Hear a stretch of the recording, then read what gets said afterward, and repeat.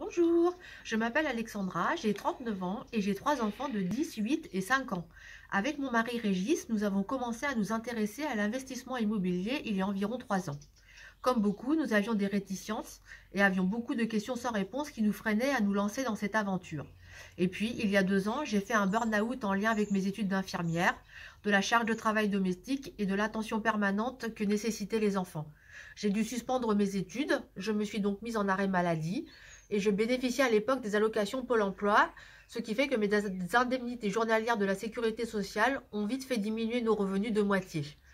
Nous nous sommes donc retrouvés face à de graves difficultés financières avec le loyer, les crédits, les factures et autres frais courants et nous savions que cela risquait de durer. En l'occurrence, cela a duré presque 2 ans. Nous avons conjointement décidé de suivre la formation Maxi Rentable de Sébastien Ascon. Cette formation a été vraiment très riche pour nous en informations et très utile.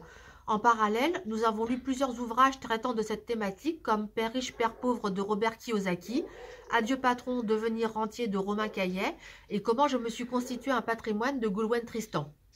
Donc tout cela nous a permis de nous rendre compte que le seul frein que nous avions était en fait nous-mêmes, que l'investissement n'était pas seulement destiné aux gens riches. Dans la foulée, nous avons en fait acheté un T2 au quartier des Pradettes, puis quelques mois plus tard, un second T2 au haut de Purpan. Tous deux ont été entièrement rénovés par le biais d'une décoratrice d'intérieur, puis mis sur les plateformes en ligne de location.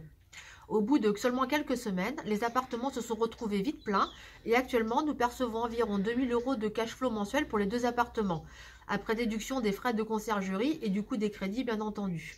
Nous avons pu sortir grâce à cela la tête de l'eau et avons pu même commencer à économiser en vue de changer soit de véhicule, soit de racheter un troisième bien.